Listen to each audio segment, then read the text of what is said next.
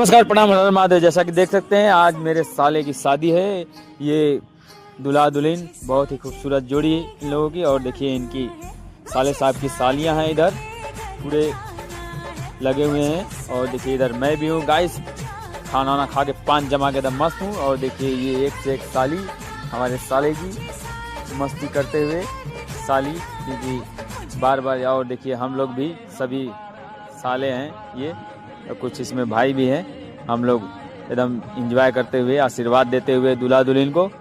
और देखिए महादेव, हर हर महादेव का नारा लगाते हुए नमः पार्वती पते हर हर महादेव। और एक साड़ू भी हैं इधर जो पगड़ी बांध के गए हैं अभी।